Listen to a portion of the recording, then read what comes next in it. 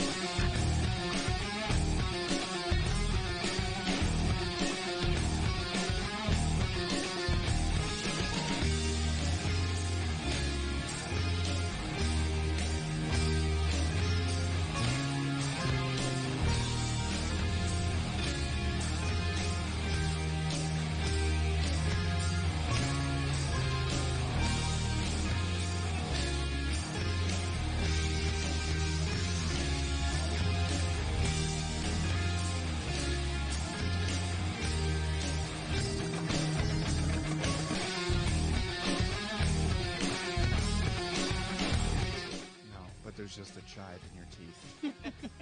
Welcome to the 401 show, where it is real as usual. We're on episode 26 today, even though I might have said 27. How are you guys doing? Good. Great. Yeah? It's good I'm to here. see you. Cody, Katie, I'm Dave. Hello. Al's behind So the good mic. to be here. Charles is in traffic. Moo, is she on the line? I am here. Oh, Melissa no. is calling in from our base on the moon. How are you doing? I'm great. Yeah, can we hear her okay? Okay, good. We just had a little bit of a summer vacation, which everything we do here is really for the first time. How was the last few weeks? Good? Interesting. All right. Why? Well, Let's hear about it. Kids started school. But is that not a good thing, though? But it's a good thing. it's the first time that we've been kid-free in the last, I don't know, over 10 years? Like, all of our kids are finally in school. Oh, so all of them. All is five. that how you were able to rock this research today? I mean, let's not lie. I would have just binge-watched Netflix all day, But, yes, that is how Well, I was going to text you today. So for people listening, we had a little summer break. We were going to get back together today and not say much about it. We were just going to get on air and kind of get back into the swing of things. But last night, Tony Scarboni, one of the guys that does promo work for the show, had gotten a hold of a woman named Andrea Perron. Mm. Now, that name might not sound familiar to most people. It was not familiar to me, but her story was very familiar to me, and most of us know her story. If you've ever seen the movie The Conjuring, she is the oldest daughter that is played... It was played by, what was the little actress's name? Shirley something or other? Nonetheless, we're going to have the real, live, oldest daughter of the Perron family who went through one of those northeastern part of the nation's haunted house, very much like an Amityville-like story. Oh, worse. In fact, there are some So connections. much. Yes. And there's always a little truth to these stories, and we're going to hear it today from the horse's mouth. I think she's going to be calling in a little bit after 7 o'clock. So that is someone that I would say has seen evil, whether they recognize it or not. Mm. Seen evil firsthand. Evil, love, whatever you want to call it. At Well, this point. I want to hear what she has to say, but from the little bit of the little profile I got on her, it sounds like these entities that she and her family were facing off with, she's actually, in a sense, made friends with one of them, correct? I feel like, I don't know if it's like a friend thing, but I feel like there is a deep connection with her, with one of the entities and the main entity that's portrayed in the movie. Actually, the gravesite of this woman was desecrated shortly after the movie, and Andrea made an emergency YouTube video explaining that don't just go with the movie. This is an actual person's grave, and this is not okay, and she doesn't believe what the public does tend to believe about this entity and what she did. What is the well, I guess, what's your first, just hearing the story on the outside, what's this entity in your mind? Like, what do you think she's dealing with? In the movie, the entity was portrayed as a witch, and you have to realize that this is a very long time after the Salem witch trials. The word witch was not used commonly in the time that she was declared a witch. She had an infant that died of convulsions, but they did find a needle. She being Bathsheba. Bathsheba. Who was a real person in the 1800s or something like that. Yes. Real person. And that is what was claimed to be what the spirits that were embodying this house. Right. And the story is that she had sacrificed her baby to this witchcraft. But if you go back and you actually look at the records, there was no evidence to support this at all whatsoever. At all. There was talk that she was very rude to the help. She beat the help. She was bitter. Beautiful. Very beautiful, but bitter and angry and mean. But I would be a little bit angry and mean if somebody... Tinder. I'd like to meet her. She might be on Tinder, actually. Sounds like 90% of the... It sounds like might want to someone swipe the other way. See those red flags and you're like, hi. Right. In spite of her face-to-face, in my mind, before having talked to her, and you know where I am now spiritually. Look, 10 years ago, I would have believed that everyone involved in this story is crazy. Then 8 years ago, I would have believed, wow, she really did come in touch with a disembodied spirit that is wandering the spiritual world. Today, I firmly, and I've been stuck here. And it's one of those, like, nothing's going to move me from here. And I've been open, but it's just and nothing's going to surprise you anymore either. Nothing. I feel like I'm at that point today. I just told Cody the same thing, that absolutely nothing at this point of my life will surprise me or make me shocked. You know, like when the Navy released, it was kind of like, really? Like, we all knew this, but thank you for confirming it. Nobody said anything. Nobody was even talking about it. The only person that's not talking about is Anderson Cooper on CNN. Look, in my mind, we're going to listen to a story of a human right up and personal with a demon. Literally, a demon, and I'm talking about the type that was cast out of heaven. You're standing in the doorway. At the foundation of the book of Genesis. They are deceivers, they're liars. They can disguise themselves as creatures of light and love. And believe me, Satan will usher in the New World Order under unity and love. It is not going to be under hate and fear, trust me. But it's going to be a deception, and if you are not spiritually alert, you can be taken in by it. And I'll save my comments if we end up connecting with Andrea for her directly. But I think I might want to challenge her a little bit while being respectful. But I will say that there are books. There are books if people want to read the books instead of watching the movie, because obviously the movie was... The book always does more. ...altered for Hollywood. There are some things that are in the movie that aren't necessarily what happened. And she wrote 3 books, all of them. I mean, it's a 3-part series, and it's the House of Darkness, the House of Light. Well, she said that he was shooting for a PG-13. Yeah, the director wanted a PG-13 rating, and they actually made them reel it in. Yeah, they had to reel in so much. They couldn't even. They talk had to about water half it the life, down. You know. What do you think about all this, Melissa? Have you seen The Conjuring before? I mean, I'm pretty sure that I have seen a lot of the same things that Katie is talking about, and we had talked about that as well. And I'm sorry, some of what you guys are talking about is not coming through clearly, but I think I remember in part of the video she had talked about it could be taken a couple of different ways. Like, I don't remember her ever really saying that she was like constantly terrified or anything of that nature. I do remember her saying something about, in the end, it all kind of revolved around love. Yeah, absolutely. I'm interested in finding out what her view on God is and where she stands with all of that, because, I mean, that's having such an experience like that with, like, the intangibles that people don't really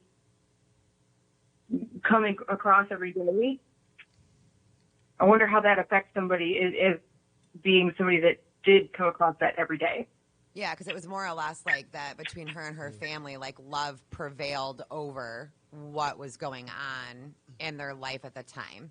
And they kind of stuck together and they loved each other through it. And love conquered evil, love conquered fear. It's one of those telltale Hallmarky messages. All right, so what time is it right now? That's going to be coming up at 7. I wonder, the concept of testing spirits. You guys familiar with that? Mm-hmm. Which is biblical. And that is basically, it's a test that you can perform on somebody. It's a verbal test. And I'm sorry, my mind is reeling right now. Go ahead. It's very simple. You can discover if someone is indwelled with the spirit of God or an evil spirit, or if you're just flat out dealing with an evil spirit that has made themselves appear as human, which apparently they can do. At least some of them can. I was sorry, that bug made me lose my train of thought. I was going somewhere with this. Where were we? The test. Oh, the test about verbal testing test. the spirits. Mm-hmm. Simply ask some if can and some can't. A spirit that has been cast out of heaven cannot verbalize that Jesus Christ was the Son of God and that he was crucified and that he rose again. For some reason, the Bible says demons cannot do this. This is how you can test anyone, test a spirit. Which I think we'll ask that to Andrea. But when you tie that biblical, this is one of the things where, for me, the Bible started to mesh in with reality. Because, the Navy releases this UFO video, okay? They're only about the 1,000th time our own Navy, much less navies all around the world, have released these videos. There is something in our skies, and you've got to be pretty ignorant. It's a choice. It doesn't mean you're dumb. It means you've chosen to ignore. I mean, is everyone in this room still wondering if there's something in our skies, or are we all at the point that there is something up there? There has Like been. it kind There of has has to been. be at this point. You listen to the audio of what they released. Them boys are talking about, like, me and you were riding out in the woods with our cars, and, hey, look out for that. Oh, you see that? There's a flock of deer, That's how they were talking. Yeah, there was a fleet. They said it was a fleet of, and the other guy was like, oh, my gosh. Like. You guys ever see the they've seen it. the many Mexican times. Air Force? Same thing. They followed it was like a squadron of, and it's the old Foo Fighters. It's the old balls of light. And I don't know if that's the one that came out in the Navy this week. Like with the news I get, I see this. I see this all the time, all over the world. Well, they verified that 4 of the videos are real. Okay. That's all that they're willing to verify, is that 4 of the videos were real that showed aircrafts that they could not identify. That's all that they're saying is real. That they can't identify. Some people are going a little crazy with it, like, oh, well, aliens are real, and this is... Nobody has nothing said about that. That is, listen. They didn't say nothing. Whether or not it's true or not, like, that hasn't been But that would be publicly confirmed. That would be part of Satan's plan. Look, he has been setting up for... But are we not going to talk about, like, the MIT gathering that happened the very next day? There was a group of college students from MIT, and I may be wrong exactly on the details of this. I know there was a group of college students from MIT. Those notes I actually left at home because I got all obsessed with Andrea calling us tonight. Yeah, it's pretty exciting. There was 2 groups of college students and up that met in Europe, and they are wanting to compare notes on I don't know if we want to call it a weapon, but it is a device that allows us to shoot asteroids down if and when they are ever heading towards Earth, Armageddon style. Somewhere else, just to knock them out. Just a little bumper. I personally feel that it's a little weird that the day after they confirmed that these things, we do not know what they are, we do not know what's controlling them, but they're there, was confirmed, and now we have this like secret meeting going on about asteroids. So I'm not really sure where they're going with that as far as shooting things out of the sky. I really hope that we don't attempt to shoot anything out of the sky. I just feel like if it defies the laws of physics, we should probably leave it alone. Once it's in the sky, it's too late. If they shoot anything in the actual sky, quote-unquote sky, it's too late. It's right. Up and it's all still hidden. They need to right. They're working on shooting some out of space, basically. Mm-hmm. Yes. Because it's got to be, hundreds of thousands of miles away to actually shoot something, have right. to wake up and miss. But they're stating that we do have the technology to do it, to shoot something from Earth past into space, atmosphere, to destroy an asteroid if it was coming towards us. And that concerns me just a skosh. Like, just because we have the technology doesn't mean that we should do it. But to me, like, I'm sure we had a group of scientists think about that 40 freaking years ago, right? That would be the first thing that we were thinking of. Like, let's knock something out of the sky. It's coming towards us. We had meteorites. We had this. We weren't talking about UFOs. We weren't talking about this. We weren't talking about that. Well, nothing was coming about like, oh, you guys know who Carol Rosen is? Dr. Carol Rosen. Rosen? No. She's from NASA. She worked under Wernher von Braun, who was brought over in Project Paperclip from the Nazis. He worked on the V-1 and the V-2 Nazi, the first intercontinental ballistic missiles. He came over and headed up the Apollo rocket program. And he took on as one of his apprentices Dr. Carol Rosen. And she worked with him daily for several years. And as she got to know him, he started talking more and more about the fact that he was being played and he was involved in a massive deception, and that it was going to involve a staged alien invasion, and everything that we're doing in space, it's all bull. Not that we're not there. We really are. Now, this goes back to Ronald Reagan and the Strategic Defense Initiative, SDI, which we know as Star Wars. Okay. Are you guys old enough to know what that was? Star Wars?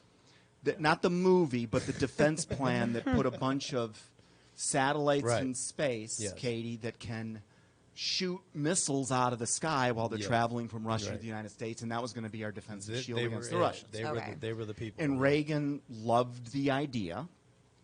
Now, we think the president, knows all this. He does not. No. He's simply told, look, this is a workable plan. So he authorizes a bunch of stuff to go on in space, which starts happening. And we're sending rockets up constantly. I mean, constantly. And what? We have like a little fan club. You reply to some of those. Well, that's what I'm trying to do. So I'm not being rude by looking down. I'm just making sure that totally I'm reading the chat and paying attention to who's watching us live on Facebook. So hi, everybody. So at the end of the day, and there are the quotes that have been coming out. We really haven't touched on the extraterrestrial portion, but believe me, that's a massive part of Satan's plan. But the number of credible, and I'm talking about super high, the most esteemed people in the world that have actually come out trying to disclose this, but if the announcer doesn't say it, or if the newspaper didn't write it back in the day, didn't mean nothing. Then really. Well, the funny thing is that on some of the YouTube ones, and I don't remember the guy's name, and that's just horrible of me for not remembering the guy's name, but I will comment it or something. There was a UFO enthusiast that was actually made fun of on a couple of the news networks, and they called in the same guy to be an expert. Stephen Greer? I think that's actually who. The Disclosure Project? And then they called him in for his expert advice, and it was kind of like you just mocked him for years. And I don't like Fox's intro videos. I don't like some of the news intro videos. They make it very cartoony, very jokey. It's very ha-ha, so that nobody really takes it seriously. Like, these are things, and we're saying that they're real, and we're making a joke out of it with, Marvin the Martian. When it goes down, you're going to start to hear that all of the conspiracy guys that have been talking about UFOs, we're going to start to hear them more. They're going to get a lot more mainstream because this actually is part of Satan's plan. He needed a portion of the population secretly following this and so impassioned by it that they've this is so big that there might be alien life forms. And believe me, it's not the videos from dudes in their backyard. Dump all of them. Yeah. Even though there's millions of them, and I'm sure there's real ones and hoaxes. Oh, for Crop sure. circles, When all it that comes stuff, from NASA, Those which are the you can ones you need to see, pay you know, the attention to. massive orb refueling at our own sun. Yep. You can see us shooting some kind of laser beam into. Yep. These are NASA images. Those are the ones I go off of because that's quote unquote. That's But you what's hit official. TMZ. I mean, it's definitely official. You know what I Right, mean? right. You go there. I mean, that's all your evidence right there. If they can't figure it out, TMZ can't figure it out. But it's like society is in a coma. We're at the edge of a cliff and we're asleep and we don't know and we're looking down and we think there's land in front of it, but there's not. We've been fooled. We've been fooled. And all of it, it all makes sense if the Bible is true, which is all of this is an elaborate plan to eternally capture our soul by our enemy. Yeah. And And Tony has met Andrea, actually, the person Yeah, that's supposed to be calling in. She is actually really good friends with Dr. Greer. Greer. Stephen Greer. He was a medical doctor. Same thing that happens with so many of these people. They see something. It's not like he made this. If you're going to change your life, and I'm speaking from experience on this, it's because you've seen something with your own eyes you cannot deny that does not fit. And whatever it was you were doing before has no meaning anymore until you solve this riddle. Right.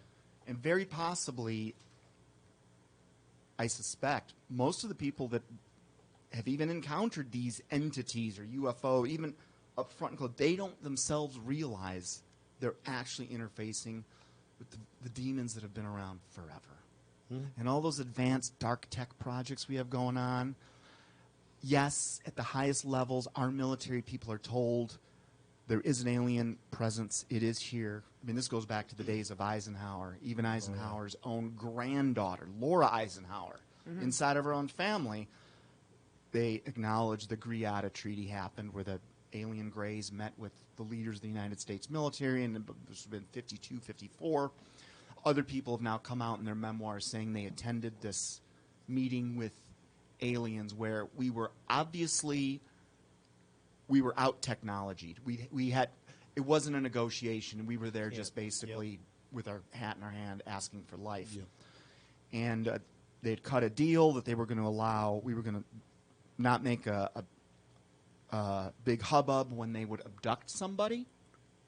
And in exchange for that, they would, not mess with this. Apparently, it's all, what's crazy is there are documents you can go find on FBIvault.gov that actually back this story up. Oh, no, I believe that they've always been here. Absolutely. I mean, there's cave drawings where they're in the drawings from way so before. the very technology that we're developing, the kind that like Bob Lazar comes out and talks about, the kind that he was working with at Area 51 30 years ago, which is ancient history by now. That technology back then was so advanced, Arthur C. Clarke's quote of, any sufficiently advanced technology will appear as magic. That's what it's going to look like to us. So people that really study the dark circles of the world, what really is going on, why are we really launching rockets in space if we're not building the strategic defense missile shield? Right. Just tell us what you're doing. That's all I need. Well, if you listen to people like Werner von Braun at NASA, and frankly hundreds, if not thousands of others attached to the space program, we are building up there what is going to ultimately it's going to be the biggest light show in human history, and the whole planet is going to believe that God has arrived. And we have an army. We have a space army. We have a space army now. And the worst part is that you guys just made him look prepared and smart. Like, stop it. You should have released that a long time ago. Don't make him look smart. I'm not saying that he's not smart. I'm just saying, like, everybody laughed at that part. Al, are we going to be able to get 2 calls coming in with I'd rather not take the chance. Moo's gonna sign off and then open it up for. Okay. Yep. Oh, I was about to do that. So now would be a good time to say our goodbyes to Moo. Moo, I love you. Melissa, anything you want to add?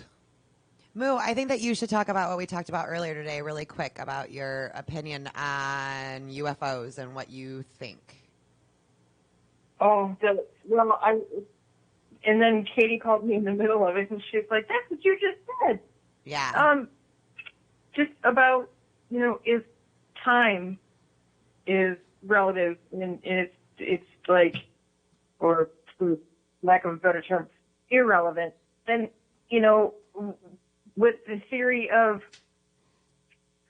the aliens are us, but a different time and space, like when the first human finally figured out how to get us off this planet, a million years ago, it's essentially just us who keeps coming back to visit us in a different stage of life. But, she kind of touches on that too, as far as everything is going on in every realm, in every dimension at all times.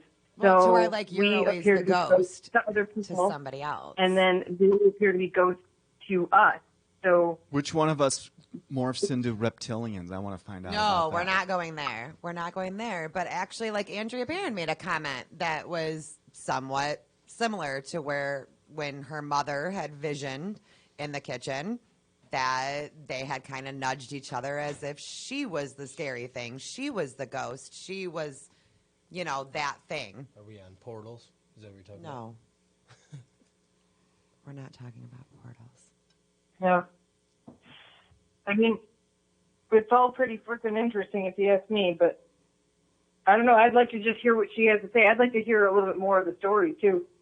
No, absolutely. And we're going to be jumping into that super duper soon. Moo, But we're we gonna have to disconnect. we're from- gonna cut you free, Moo, so we can open up the line for her to call in. All good. Sounds good to me. I'll be listening. All right, sweetie. Love you. Bye, Momo. Okay. See you, Moo. Love you. Bye. Love you. Bye. All right. So now we were just waiting for her to call in. Dude, that's What is crazy. so we've had this conversation before at after the show or whatever. I still think that we need to have like an Instagram called like After Hours or something like that, because our conversations after the show, I feel, are so much more. That's usually how it is with They're most shows. so The great. off-air stuff, like on commercial break or whatever, is the priceless material. Oh yeah, I'm gonna start making videos while we're next door, because I think that like even the conversation that you and I had the last time that we were here, when you just kind of looked at me and you're like, "Hey, what do you think about aliens?" Right. I'm like, "This is the best conversation ever." And I think she's calling in now, so let's get her on the line.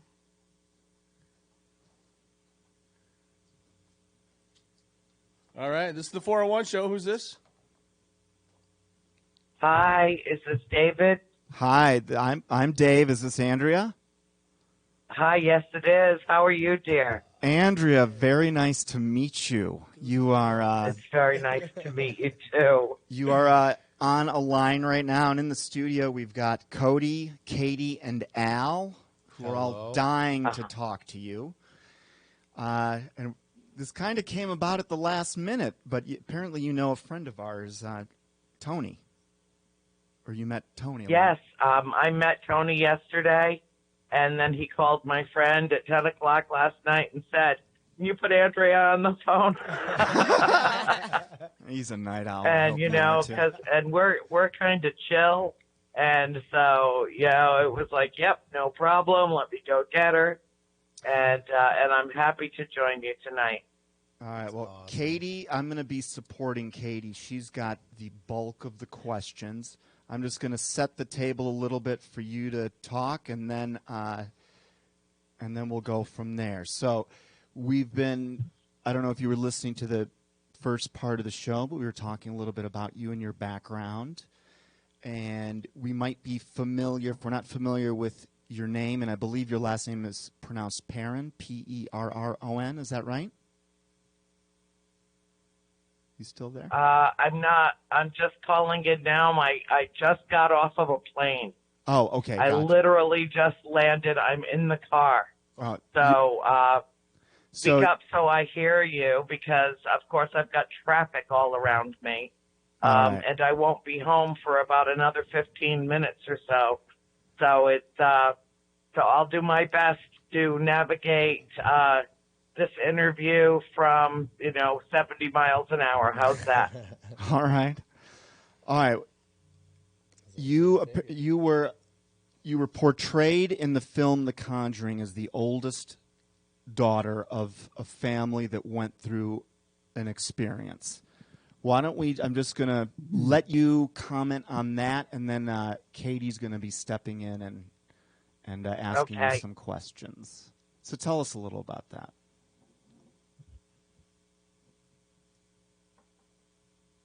Andrea? Yeah. You there? Are you asking me to comment on that? Yeah. Okay, I'm so sorry. You guys, you sound like you're calling me from China. Well, Redford, Michigan. You sound like you're on the other end of the world. Yeah, so kind of yell at me a little bit. My ears are all blocked up, and I'm in a car, and I'm doing my best. Right. Yes, okay.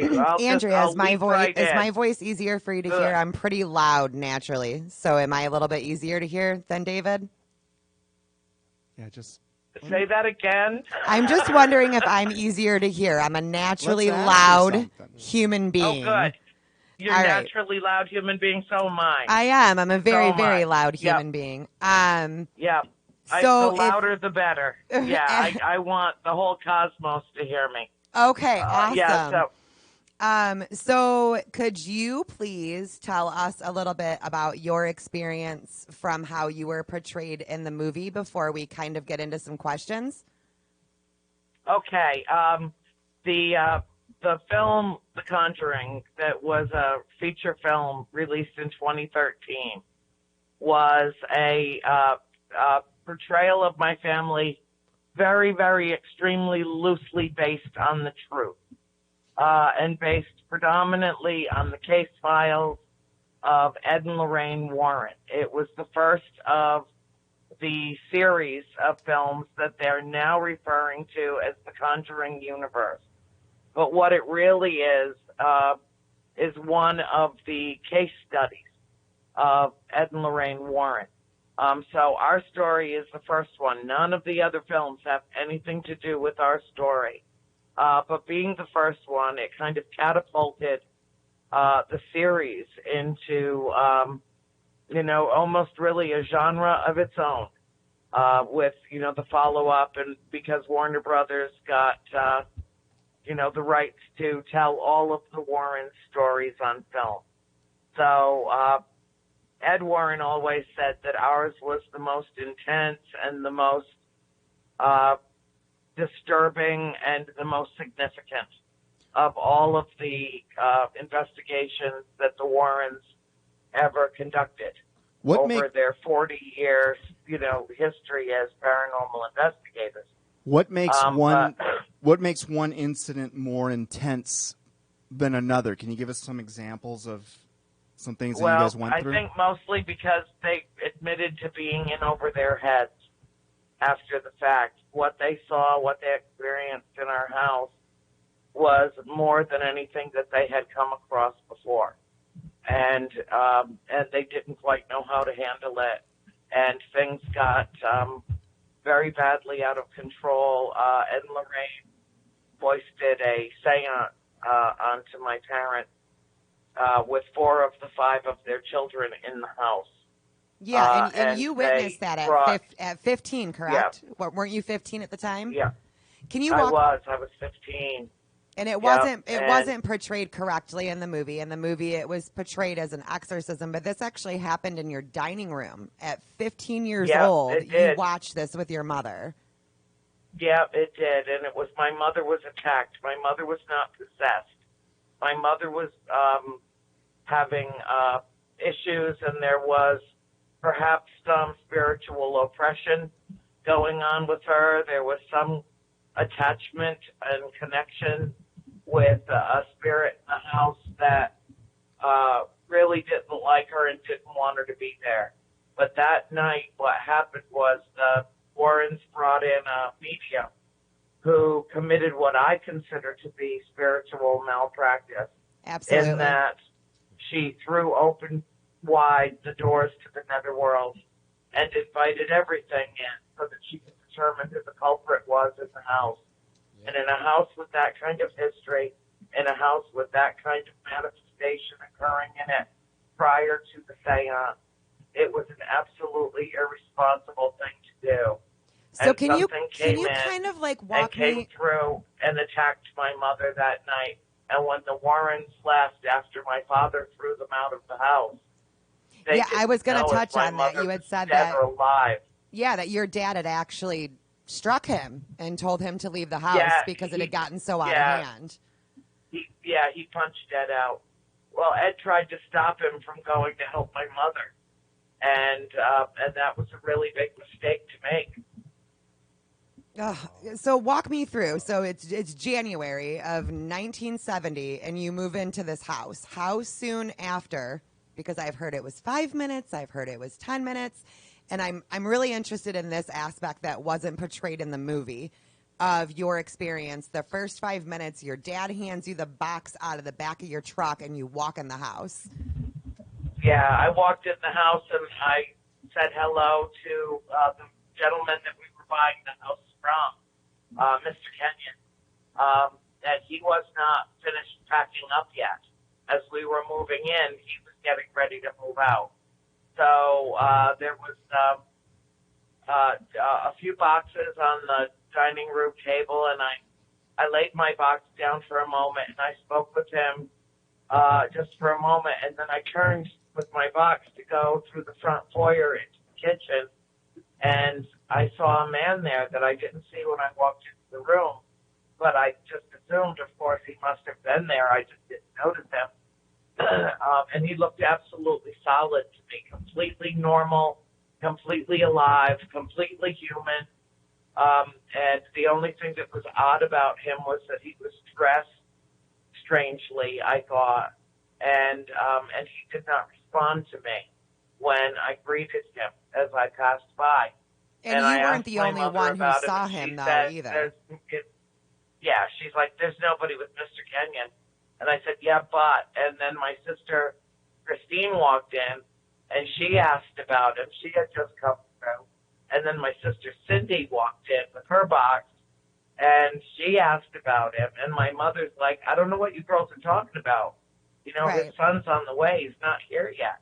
And Yep. then, and of course, it was moving day, so it was chaos and mayhem. And there were people bringing in furniture, you know, the moving guys. I mean, there was just so much activity. And then my sister Nancy walked in, and she leaned over to Cindy, and she's like, did you see that guy with Mr. Kenyon? I did, but he just disappeared. And that was it. I mean, that was within the first 5 minutes of us moving into the house, officially moving in, although we had visited the house a number of times prior to owning it.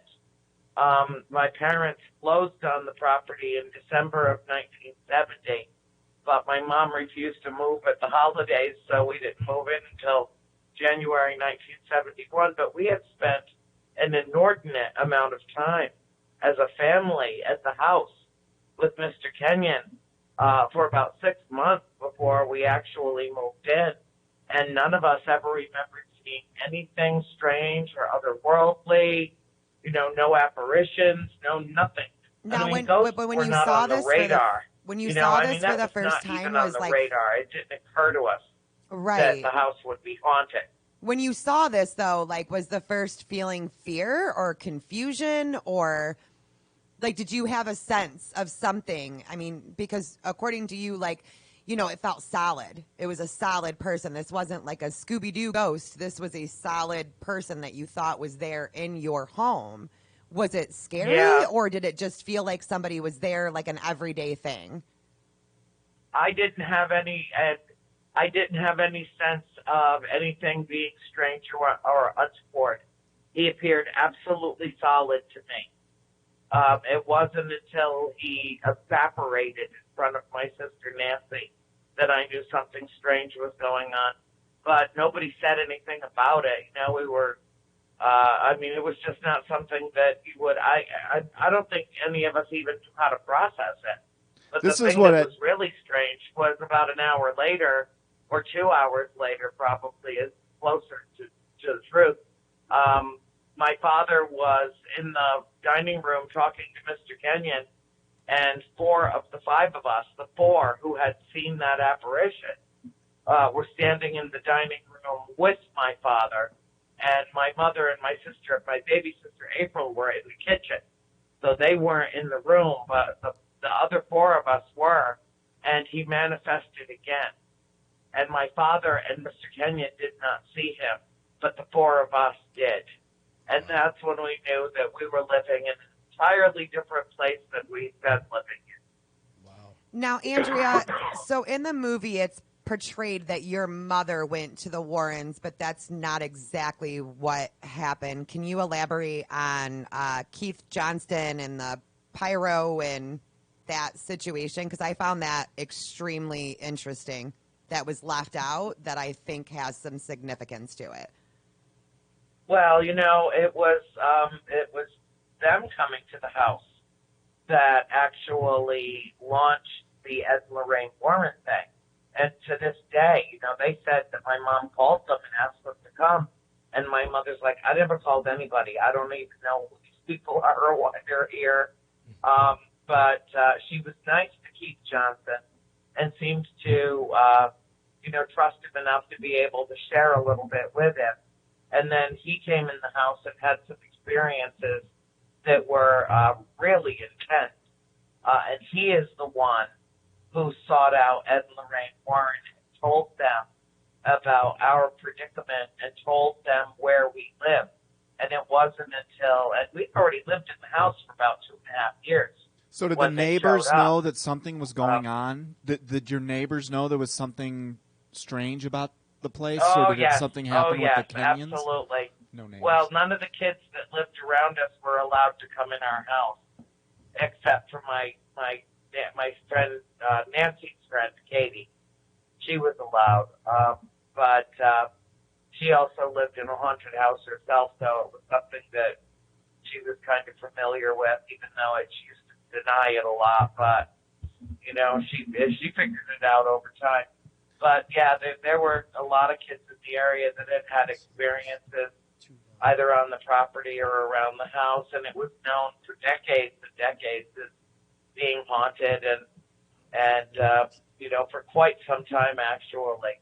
And so the kids around us would play with us and would interact with us, but after a couple of them came in the house and had really bad experiences and never came back, including one of our neighbors who came over with a cake. I'll never forget, it was the first time I had ever eaten lemon poppy seed cake, and I thought it was the most delicious thing that ever touched my lips. But she also happened to be there when my mother was beaten with a heavy wooden coat hanger getting out of the shower, and everybody went running into the bathroom to see what Mom was screaming about, and our neighbor happened to see what happened to my mom, and she left the house and she never came back. Well, and there was and I'm sorry if maybe I'm asking questions that you're not comfortable answing, I'll answer anything. Okay. I'll answer absolutely anything. I don't care what the question is. Okay. I'm going to have a couple at the end. So there was a percentage of your family who wanted to stay and wanted to be a part of it. Actually, your sister Nancy refused to leave the property at one point. She wanted to be the caretaker and... Yeah, well, I'm very impressed that you've done your homework. I really am very impressed because a lot of times I do interviews and the people that I've interviewed haven't done any background searches. They've seen the movie and that's it. And the movie is 95% fiction and 5% accurate. Right. Now, what it's accurate about is very important to be accurate about. And that's the overarching impression that it leaves with the average viewer, and that is that good conquers evil in the end, that love conquers fear, and that the Perron family endured an extreme haunting that they all survived. But even the screenwriters apologized to me because I had given them permission to use my books, to use some reality. Yeah, you had to water it down. You had to water it down because it was almost too horrifying. Yeah, what it actually happened. What it is bears no actual resemblance to our story. My mother would never. She would have never worn that skirt, right? She would have never worn that skirt. Plunged it into the heart of one of her children. That was ridiculous. Wait, say that again. I missed that. Say that again. That's what my mother would be upset about when she finally saw the movie, but she found it as ridiculous as I did. The thing that upset my mom was the implication made in the film that the Warrens were devout Roman Catholics, but that the Perrons were somehow godless heathens. Well, and nothing could have been further from the truth. And that's the thing, My Andrea. father was born and raised Catholic. We were all raised Catholic. And your uncle worked for the Vatican, correct? Like, was it an uncle of yours that actually worked for the Vatican? But in the movie, you were portrayed as these were not church people, but you were. You guys were religious people. Yes, we were. And it was not, we didn't turn our back on the church. The church turned their back on you. Our priest is the one that turned his back on us. Because your house wasn't worth being afraid. Cleansed, yeah. He was afraid that it was going to, that our presence in that church would impact the rest of his congregation. And he didn't, he was afraid. As were, many people. As are many people still about this subject matter. So but what they're most afraid of is that we're telling the truth. In your opinion, that's what they're most afraid of. Yep. In your opinion, what were you dealing with? A demon, a disembodied spirit? What do you think you were dealing with? I don't know. I've never seen a demon. I don't know if demons exist or not. I've never encountered anything that I would consider demonic. But what I will tell you is that your story, from my perspective, unadulterated evil exists in the world, and that we had some close encounters with it at that house. Because to you lived with the dead. You coexisted with them in this home. And one of the stories that I found the most interesting that was left out of the movie it's a movie, so obviously we can't get too in depth with it. I think I heard a quote that you had said that your mother was really mad about the skirt that they said that she would have worn and that she never would have wore that skirt. Yeah, I know. That's when she saw the trailer for the movie for the first time, and she's like, "Oh my God, I wouldn't have been caught dead in that skirt." So she hadn't seen the whole film yet. But you had made a comment about the veil. The theater to see it. The veil between. She's very much a homebody. She had to watch it on DVD a year after it came out. But there was an experience that she had in the kitchen. And that is probably one of the most interesting things to me is the experience that she had in the dining room. Could you tell that story for us? In the dining room or in the parlor when she saw the people in the dining room? I was in the parlor and she saw the people in the dining room with the fireplace that had been shut down for hundreds of years. It is one of the most fascinating stories. But it was also a real moment of epiphany for her. And it all finally made sense to her after that incident. It was a few months after, excuse me. I'm sorry, I'm still getting over the paranormal conference crud, also known as con crud. I got this upper respiratory infection. I'm so sorry. I'm still healing from it from 3 weeks ago. But anyway, Mom took a while to come back from that terrible ordeal during the seance. And one night she came out of her room and asked me, it was quite late, and she asked me if I would please make some dinner, warm up some dinner for her. And so I went into the kitchen to get her some stew and to get some coffee for her.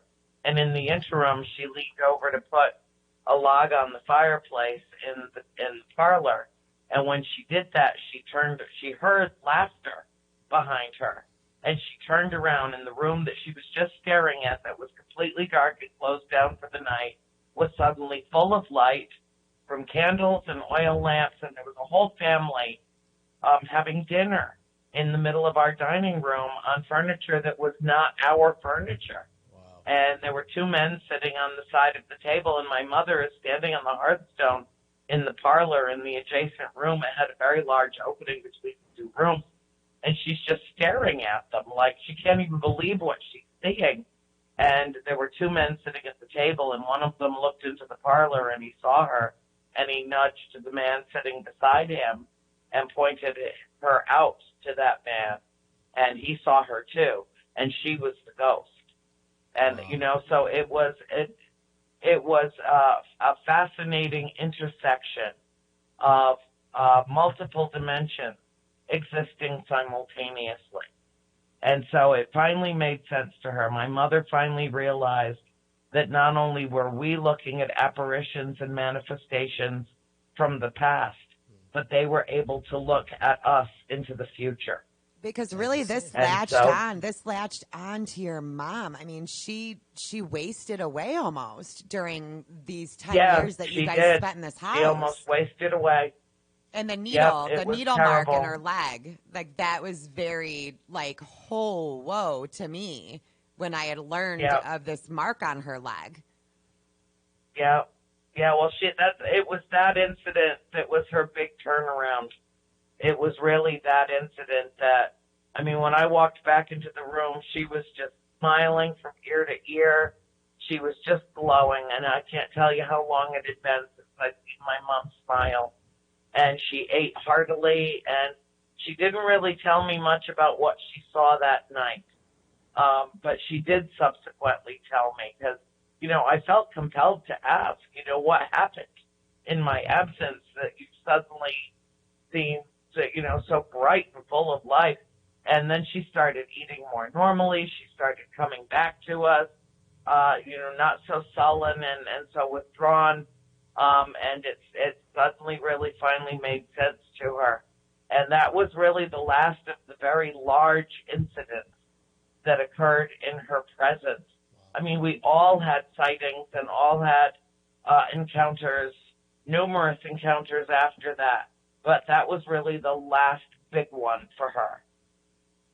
So yeah, it was a fascinating way to grow up. It was scary sometimes because, of course, we were seeing things that we did not know existed prior to our arrival at that house. And yeah, you're right. You know, it really fractured our family to leave it because some of us, you know, my father didn't want to leave them, and we were, you know, kind of living happily ever after with them, except that Mom felt like it was, you know, taking a very big toll on her. And so she basically told my father in year 9 that she didn't think she'd survive another winter in the house just from the cold. From the cold. And, you know, that her body was starting to break down and she needed to move south. And, you know, it was heartbreaking for him and for me and for my sister Nancy, because the three of us really loved the place and we didn't want to leave it behind. And everybody else wanted out of it. Christine, Cindy, April, and my mother wanted to leave the house behind. So it really fractured our family. And unfortunately, my sister Nancy went to the new homeowners, who she was their babysitter, and said, you know, they were buying the property, and she said, I'll just stay on indefinitely as the caretaker if you want me to. And they were delighted because they were going to do some restoration work on the property, and, you know, they weren't prepared to move into it. They already had their house on the other side of, you know, basically on the other side of the property. And so Nancy stayed for quite some time after the rest of us left. And by the time she joined us down south, the family had dispersed, and we never lived together under the same roof again. So while that. Nancy was staying at the house, were these things still going on? Was she experiencing? Yeah, but nothing extreme, really, in the later years. Nothing extreme. Now, in the film, it was not like how it was in the beginning. How it was in the beginning was hair-raising. And, I think part of it was that we got used to it. Part of it was that we figured out some of what was happening there, and we started to feel like, this was that, we could cope with this. But my mother and my sister Cindy were the ones that really struggled with it, because Cindy and Mom were the ones that were, I guess the best way to put it is under attack. And I just, why do you think? I can't say for sure. Why do you think some people say were? For certain why. Okay, I was about to ask that. I can't. I mean, I have my suspicions about it. I have my opinion about it. What is your opinion? But I think part of it was that my mother posed a threat to the spirit in the house, the female spirit in the house, who considered herself the mistress of the house. Right. And she loved my father, and she coveted us, the kids, absolutely. And she didn't want anything to do with my mother. And my sister Cindy had many, many experiences in the house. And I think that that's because Cindy, when she was a baby, had major surgery when she was just 2 months old, and they lost her and got her back. So Cindy went to the other side, and I think the spirits knew it, and they were able to identify her and identify with her, and Cindy was recently at the house with me not too long ago and had an experience that was so intense that basically she said, I hope everybody understands that I will never step foot back on this property again. And that was about 4 weeks ago. But now, Andrea, and maybe I'm reading your face wrong and your emotions wrong when I watch these interviews with you, but there seems to be this deep connection and understanding that you have for this main entity that was in your home. You seem to have just such compassion for this person and almost to defend. Well, yeah, because I think she was wrongfully accused. I do too. I do as well. I do too. I think she was wrongfully accused. And I have no way to exonerate her. But, Mrs. Warren is the one that walked in the house and said, I sense a malignant presence in this house. Her name is Bathsheba. She's the one that came up with that right out of the blue. Do you still there was feel a Bathsheba Sherman that was attached to the house, but she didn't live there, and she was not part of the Arnold family. She lived in an adjacent farm about a mile away. But she did have some connections. There were only a few families that lived out there. They all knew each other. Well, and because when you guys upon bought the each property, other. you bought all But, 200 acres, she right? was accused of committing witchcraft and killing an infant in her care. And, perhaps the baby did die in her care. There was some evidence of that found in the archives up at Clark University in Worcester, Massachusetts. But, the records from early in that time are scattered all over the place. There's no way to prove that she murdered a baby. There's no way to prove that she did anything wrong. And she's buried in hallowed ground right in the center of Harrisville, which if people thought she really, really was, an evil woman, chances are really good she would not be buried in hallowed ground. Right. Well, So, and some people did find her evil to give because people the benefit of the doubt. Well, and her you don't accuse gravestone, somebody though, of murder unless you've got evidence. Absolutely. We're talking about the woman who you guys believe is now the dead embodied spirit haunting this house, Bathsheba. Yes. Interesting name, because that's who And King David had an affair with. Her gravesite was desecrated shortly after the movie as well.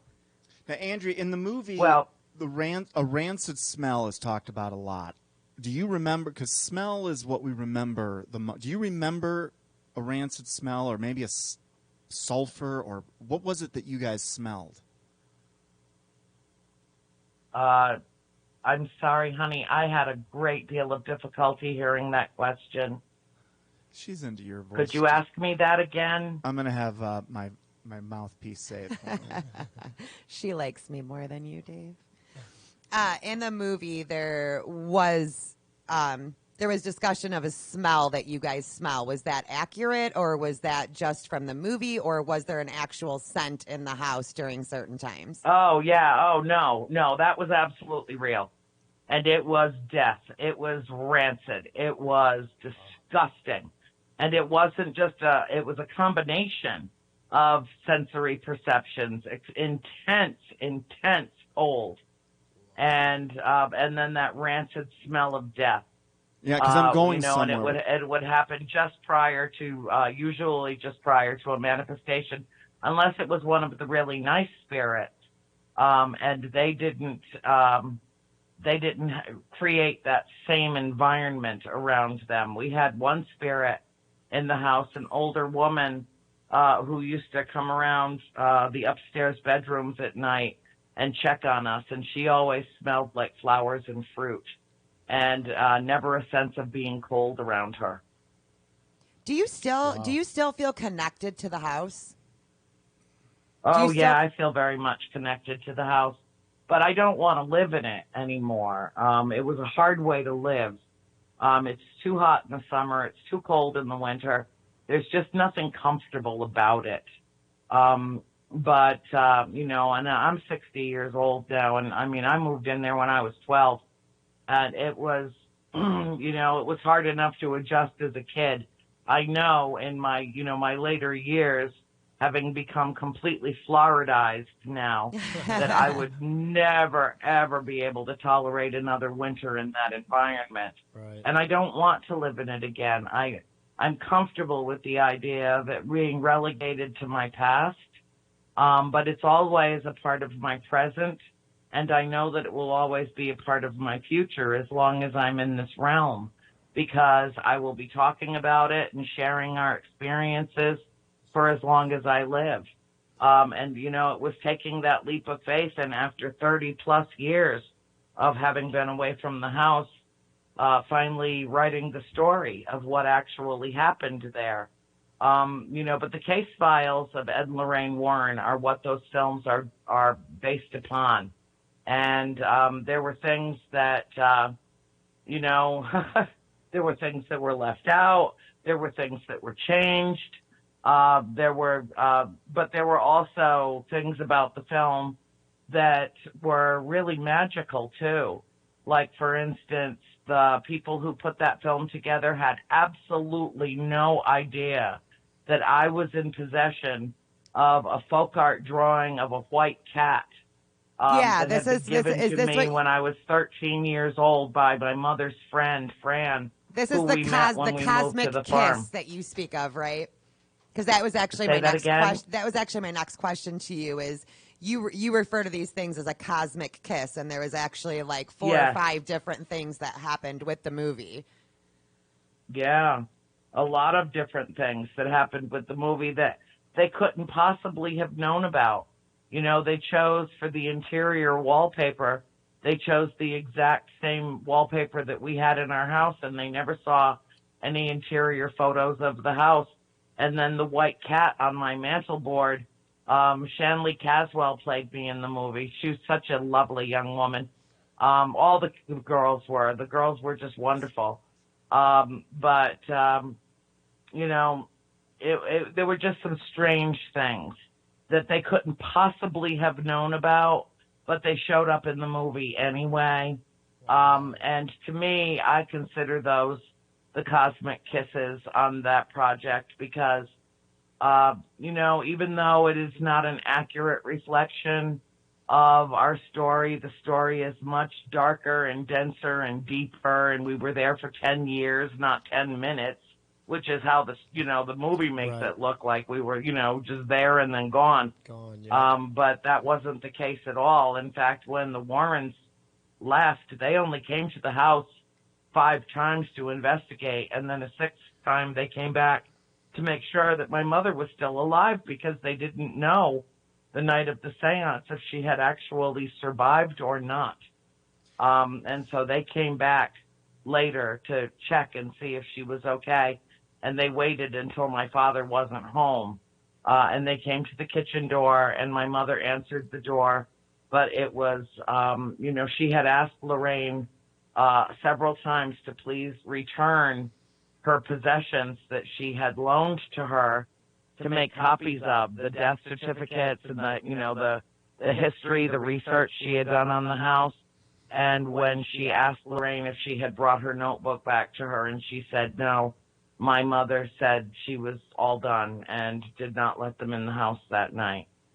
Well, she tried to get her materials back. I mean, she had invested 2 years of her life into trying to determine what the history of the house was, because once she figured out that the house was haunted, she said, they're not just passing through, they have some attachment to the place. And so, she wanted to know who these spirits were.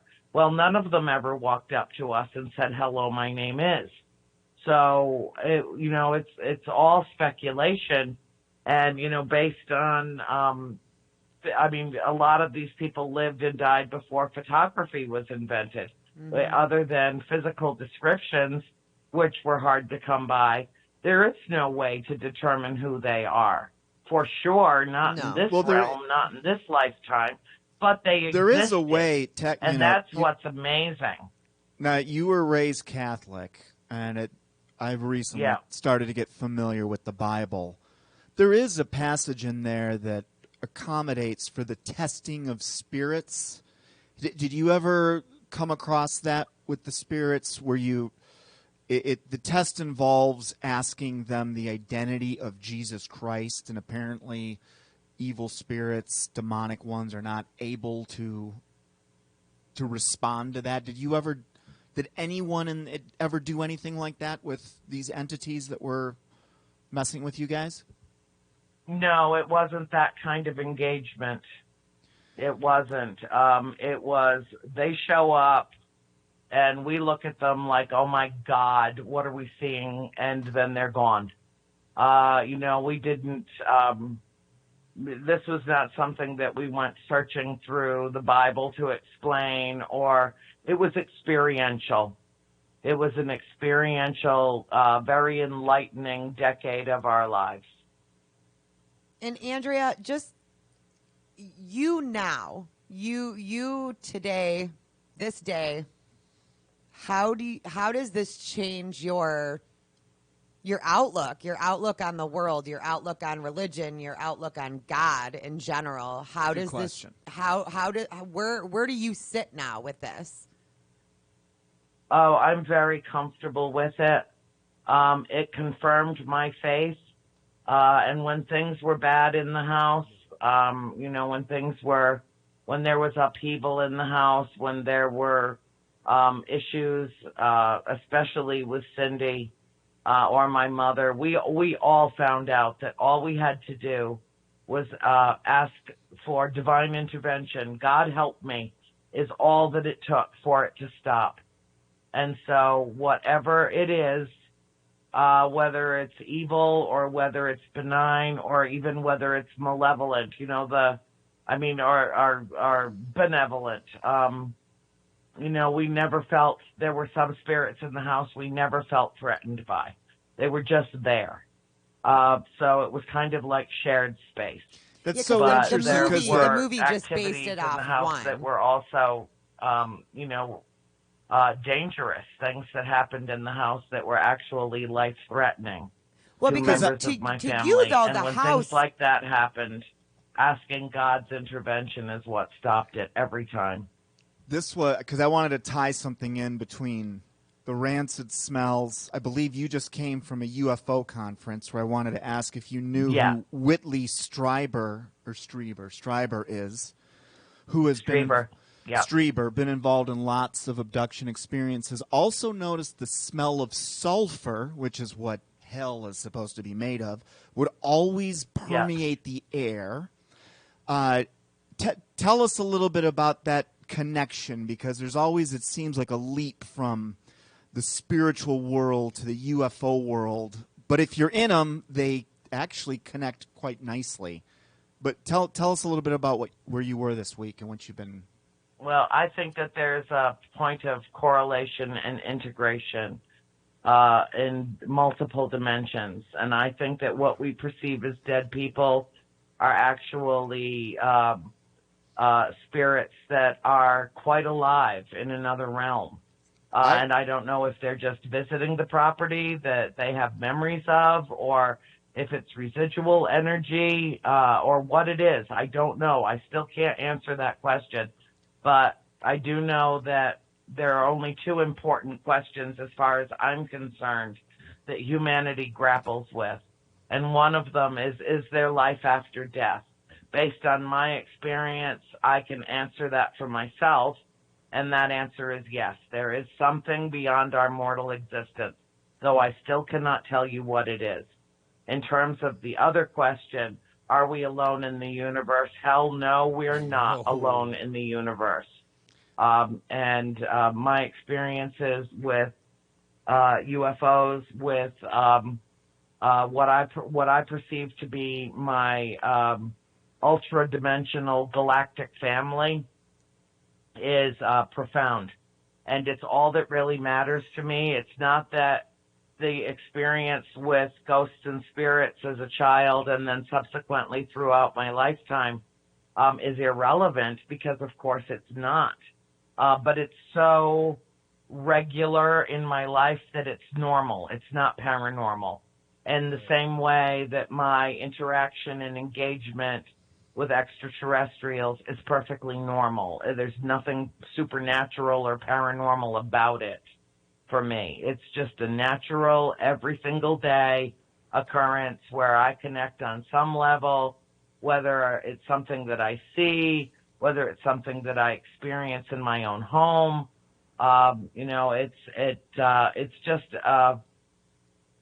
It's normal for me. And so I know that that's hard for most people to understand, but when you've been as exposed as I've been over the course of my lifetime to interdimensional beings, after a while, it's not surprising anymore. It's expected. Yeah, well, and so that's where I am in my 60th year of life. Wow. 3 things we definitely agree on. There is life after this physical life. We definitely agree on that. Yep. Second thing we definitely agree on, and this was one of the things that started to turn me on to the Bible, were the people that stopped abduction experiences by invoking the name of God the same way, Andrea, you did. You asked God to stop this, and that seems to work, which for me lends a little credibility to the biblical account. And that 3, I think that there is a God somewhere. There's in your worldview, correct? Well, there are even extraterrestrial races that have basically the same belief systems that we do, but they refer to God as prime creator, as source energy.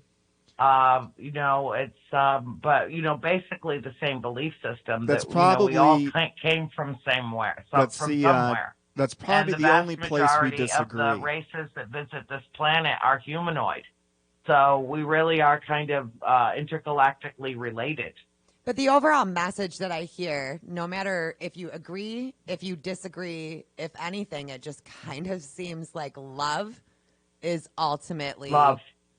It's ultimately the answer to any question that you will ever have, whether you agree, disagree, anything. It's just love. Yeah. It's loving. It is. That's it. It's love.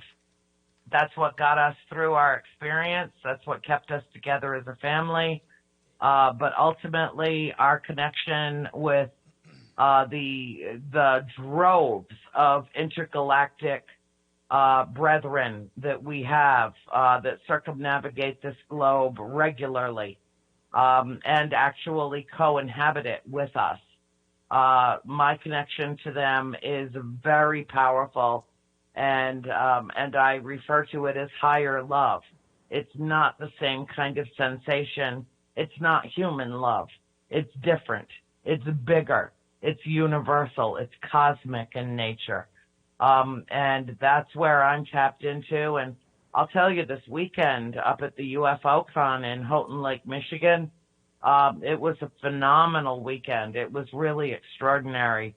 There were about 300 of us gathered together, many of whom had experiences and contact of their own.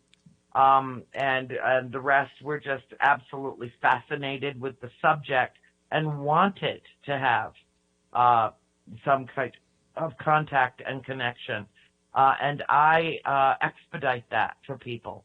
I give them a formal introduction to the galactic family. I've done it with thousands and thousands of people around the country and around the world to, kind of tap them into that energy. And they're here not to harm us. They're here to raise the frequency of this planet. Absolutely. So that Unless they can, they are the in a demons way, from the Bible. do what they can do to enlighten us simply by their presence being made known. And I firmly believe that we cannot count on this government or any other government to be forthcoming about what they really know about the extraterrestrial question, because they're the lying liars who lie. And for whatever reason, they're withholding the vast majority of this information. At least we finally have official federal government disclosure, which happened in December of 2017. That, many of us have been waiting for a very long time. But what they disclosed versus what they know is just literally a drop in a very large bucket. And, I'm really not impressed. I feel that it's those of us, the ordinary people who have extraordinary experiences. I believe that we are the ones who are the point of disclosure. And so it is incumbent upon us to be brave enough to share our stories and to dig deep and find the courage to put it out into the world, because you never know who has been withholding their own story because they were fearful of being considered a kook or, being discounted or dismissed or worse. And so by us telling our stories, it liberates others to tell their own. And so I really feel like that's my mission in this world, and I enjoy every moment of, bringing new light to a very dark, oppressive 3D world that needs to evolve quickly in order for us to save ourselves from ourselves and our own extremely poor decision-making on this planet. And so that's what I do. On. And Andrea, I want to, we are very close to out of time. Thank you so much for talking with us. And I sent you a message on the Facebook to introduce myself earlier with this last minute interview. Yeah, I think you made a friend today. Oh, very nice. I did, and I'm interested to talk to you, and maybe we can talk to you again going forward in more detail with more time and things like that. But thank you so much for talking with us tonight and sharing everything, and for being so open and honest in every interview that you do, because it's incredible that you're willing to share your story with everybody regardless. Is there a website or anything you'd like us to direct our audience to? Say that again. Is there any kind of a website or organization that you're involved in that has to do with this that we could direct our audience to? No, not really. I mean, I'm reworking my website right now, so it's kind of a wreck. But anybody can find me on Facebook. I have 5 pages on Facebook. My personal page my fan page, which is called the Buttercup Brigade. We're the good deed doers that wear rose-colored glasses. I and love look at the world this. like everything is like, it's all going to be okay, and we're all in this together. It's really a very feel-good place in cyberspace. The And I also have Buttercup a book Brigade. page. That's what we're calling it. The Buttercup Brigade. Yep, the Buttercup Brigade. Yes. Awesome. Well, we So will make definitely sure. connect with me there. Yeah, we'll make sure And- that we and we'll- link it underneath the interview today. And Yeah. thank you so oh, much, that would Andrea. be wonderful. Yes, and it was I'll wonderful to accept you talk to onto you the guys. page, and then you can post it. Okay, and that awesome. would be wonderful. No, that sounds amazing. Thank you so Thanks much, a lot, Andrea. Andrea. Thank you Very so much. enlightening. Oh, well, thank you very much. And please give Tony my best. There are no coincidences. He's When he and I connected 7 yesterday things we agree afternoon, on. Yes. he I was believe just that. blown away. And he's like, I can't believe I'm talking to you. I can't believe I'm standing in the Oh, same when I place got as the you. email, And I'm like, my oh, reaction was the same. Oh, Trust yeah. me. Thank you I so know, much, it was Andrea. funny. But, it connected us, and everything happens with purpose and reason. So I'll Absolutely. definitely, I just got home. I'm going to go wolf some food down because I haven't eaten anything but Cheetos all day long. And so I'm going to hop and skip, but I will definitely join you again in the future. I look forward to talking with all of you. Awesome. All right. Thanks Thank a lot, you, Andrea. Okay, you have a wonderful evening, and I wish you nothing but light and love. Peace. Back at ya. Yes. Thank you. Okay. You're welcome. Good night. Good night. Okay. Can That's I interesting. fangirl out for just like was 5 awesome. seconds? Because that was incredible. She was cool. Yeah. Fascinating story. I respectfully disagree with there are good entities and bad. I just think she's dealing with demons. You think Plain we're all and here for abs. You're like for me a with different that. reason. Like if I were to see an apparition of my dad, for example, I wouldn't trust it as far as I we could got? throw it. But we gotta go. Yeah. because Big Al Great- is rushing. Yeah. us. And I Great still, seeing you guys. We'll be back next Tuesday. We will. We're back on regularly. Taco Melissa's Tuesday, going to be. it's I know, exactly. Melissa will be back Melissa, soonish. She's got a few more weeks before we get her back. She was watching them. She was good. Everyone, at the end of the day, we don't talk about evil to glorify it. We're trying to show you how it operates and ultimately what it's. And we're all looking for answers here. Thank you, Andrea Perron, for God spending the bless day you. with Thank us. you Good so show much. today, and I will see you guys next Tuesday. Yes, God sir. bless everyone. Bye. Have a good week.